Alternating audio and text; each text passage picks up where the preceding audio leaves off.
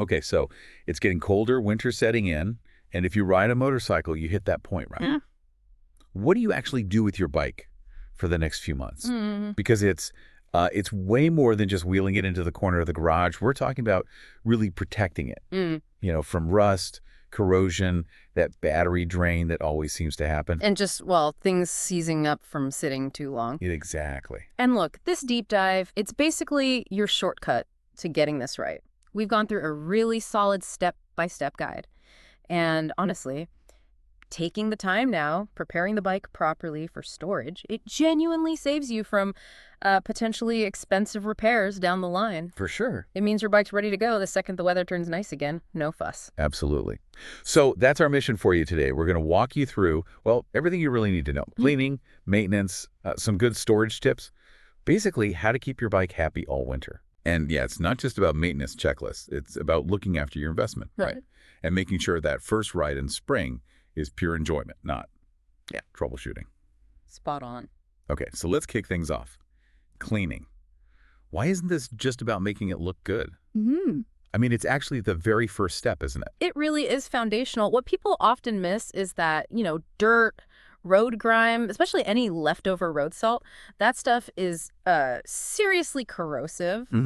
Left on the bike, especially in damp air over winter, it can actually start electrochemical reactions, like between different metals on the frame or engine. It causes pitting, tiny little spots of damage that can get worse. Wow, okay. And, a really thorough clean is also your best chance to inspect everything properly. You might spot scratches, maybe a small leak you didn't notice before. Better to find it now than in spring. That makes a lot of sense. Oh. So when we say deep clean for winterizing, it's not just a quick hose down. No, definitely not. You need a good motorcycle-specific cleaner or maybe a mild car soap.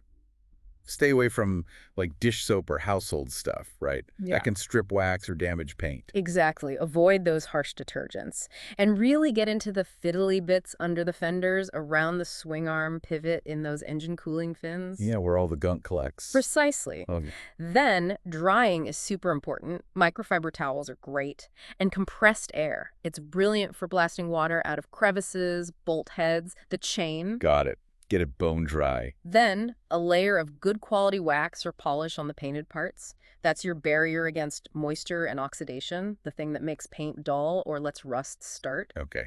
And the chain.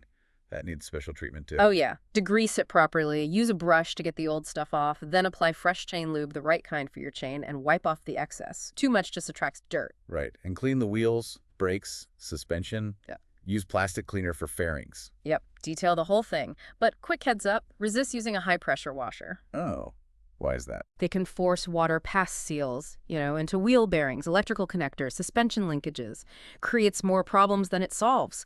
Gentle stream or bucket and sponge is safer. Good tip. And like I said, use that cleaning time to really look. Any chips, scratches, address them now before they sit all winter. So the takeaway here is cleaning isn't just vanity. It's your first line of defense against corrosion, against things seizing up. It gets the bike ready for spring, so you're riding, not repairing. Couldn't put it better. All right, moving from the outside in. Let's talk engine health. Changing the oil and filter. This sounds pretty crucial for storing the bike. It's massively important. And here's the thing. It's not just that old oil is dirty. Right. Over its life, engine oil collects moisture, acidic combustion, byproducts, stuff like that. If you leave that contaminated, slightly acidic oil sitting in your engine all winter, it can actually start to etch internal engine parts, especially sensitive things like bearing surfaces. French oil, though, has active additives. It coats everything with a protective film. It's like internal armor against moisture and corrosion. Okay, that makes total sense. Yeah. So the actual process, you mentioned warming the engine first. Is that necessary? It's optional but helpful. Warm oil flows out more easily and carries more contaminants with it. Just a few minutes is usually enough. Right. Then oil pan underneath, pull the drain plug, let it all drain out completely. Be patient. Yep. Then reinstall the plug, make sure it's snug, don't over-tighten. Next, the filter. Get the old one off, you might need a filter wrench. And you mentioned a tip for the new one. Ah, yes. Put a little smear of fresh oil on the rubber gasket of the new filter before you screw it on. Helps it seal properly and makes it easier to get off next time. Smart. Install it by hand, just snug. That's usually right. Check your manual, but hand tight plus maybe a quarter turn is typical. Then add the fresh oil. Check your owner's manual carefully for the right type and the exact amount. Use a funnel. Definitely use a funnel. Check the level with the dipstick or sight glass. And, crucially, dispose of that old oil and the filter responsibly. Take it to a recycling center or an auto parts store that accepts it. Don't just dump it.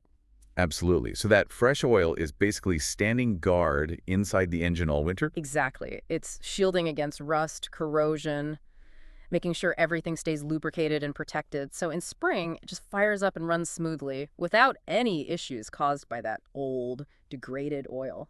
Gotcha. Any other quick tips here? Synthetic oil, maybe? Yeah, if your manual allows it, synthetic oil can be a good choice for storage. It resists breaking down better over time. And always, always double check for leaks around the drain, plug and filter after you're done. Just a quick look. Good call. Look, skipping this, it's just asking for potential trouble down the road, poor performance, maybe even serious wear. It's a simple step that protects a very expensive part of your bike. Totally worth the effort, then. Okay, engine internals protected. What about the fuel system? That seems like another big one, especially with modern fuel. Oh, it's huge. Modern gasoline, especially with ethanol in it, has this annoying habit.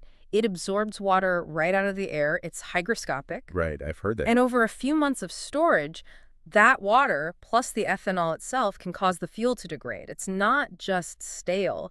It actually forms varnish gummy stuff. Nasty. Yeah. And that stuff loves to clog carburetor jets, stick fuel injectors, gum up fuel lines. Come spring, you get poor running, hard starting, maybe even engine damage. Okay, so how do we stop that? What's the process? First step, fuel stabilizer. Get a good quality one specifically for motorcycles if possible. Add the right amount to the tank based on the instruction. Okay, add the stabilizer.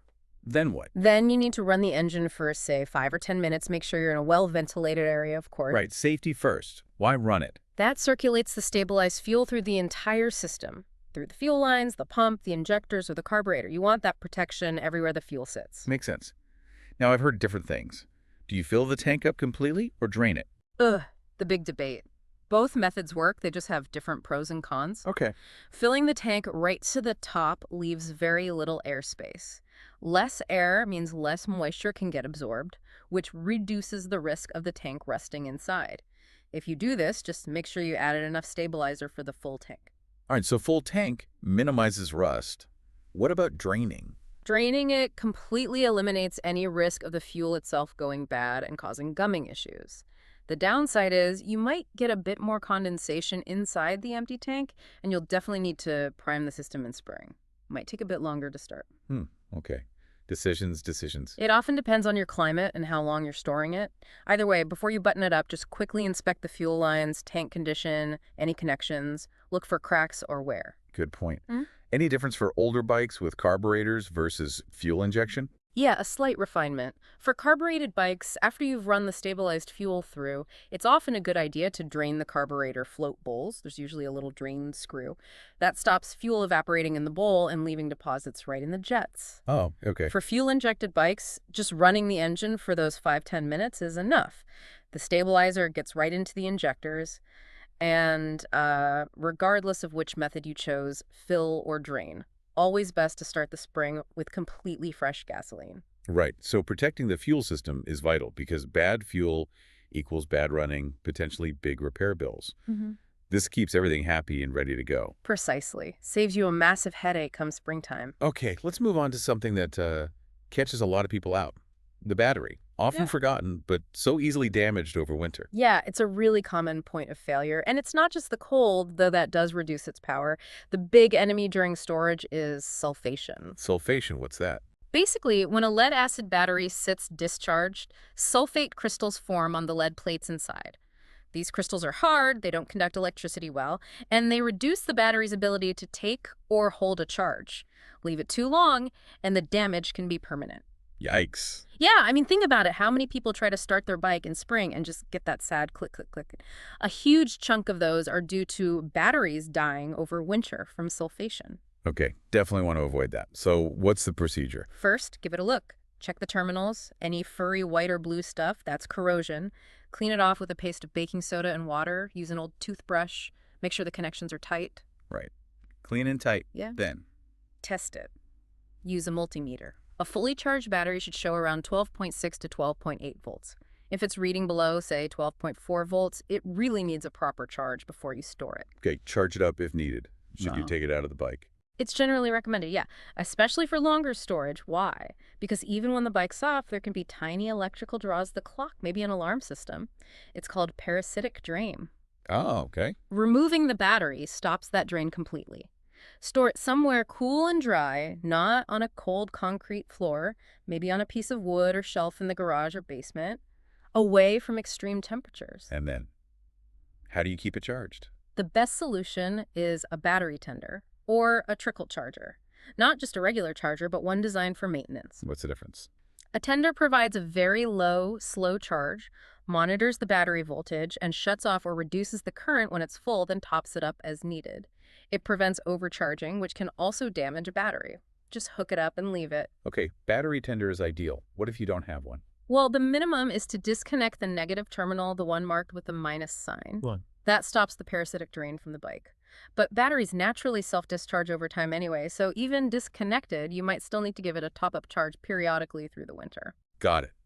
So avoiding deep discharge is key. Absolutely critical. Right. Letting it go completely flat can kill it for good. And if you're thinking about upgrades, lithium-ion batteries handle cold better and self-discharge much, much slower than traditional lead-acid ones, something to consider. Makes sense. Yeah. So bottom line, look after the battery, and you get easy starts in spring.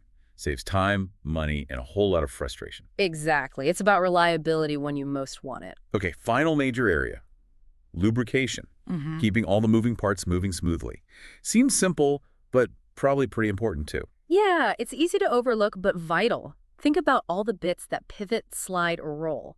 They're exposed to friction, dirt, moisture. Right. Without good lubrication, especially during storage when things aren't moving, parts can corrode, get stiff, even seize up completely. It's all about preventing that binding and ensuring smooth operation later. So what needs doing? Where do we start? Well, we already touched on the chain, but it's worth repeating. Clean it really well, then apply fresh, proper chain lube, wiping off the excess. That's number one.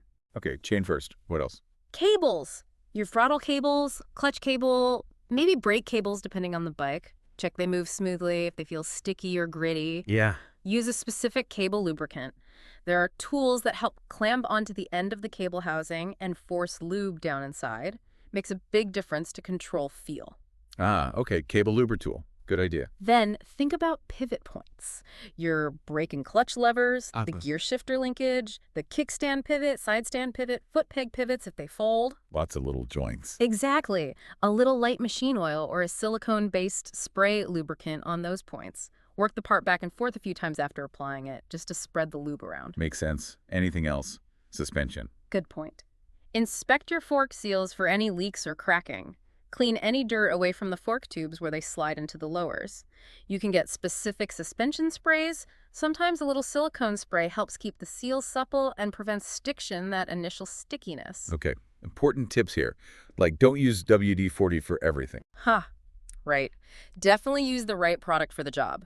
Chain lube for chains, cable lube for cables, light oil or silicone for pivots. And don't go crazy with it. Don't overdo it. No, too much lubricant just attracts and holds onto dirt and grit, which can actually make things worse, causing more wear. Just enough to do the job. Got it. So this lubrication step, it's really about preventing rust, stopping things from seizing, ensuring smooth control, and ultimately making parts last longer. That's it, exactly. Skipping this can lead to annoying stiffness at best Yeah. and costly seized components at worst. It ensures everything just works when you want it to. Fantastic. So as we wrap this up, it feels like these steps, well, maybe seeming like a bit of a chore. They're really not just about maintenance. It's more like a strategic investment. That's a great way to put it. An investment in the bike's longevity and definitely an investment in your own riding enjoyment later on. And look, whether you live somewhere with brutal winters or maybe you're just storing the bike for a shorter period, taking these actions, it makes all the difference. It turns potential problems into just looking forward to spring. Yeah, that anticipation. It's not just storing a thing, it's preserving the experience, like you said. Exactly. So here's a final thought for you to maybe chew on as you're getting your own bike ready. Think about that feeling of satisfaction, knowing you've done it right, you've cared for the machine properly, beyond just the nuts and bolts. What does that act of preparation really mean for your peace of mind? And how much better will that first ride feel in spring? knowing your bike is absolutely spot on, ready to go, all because you took the time now. Mm-hmm. Something to think about.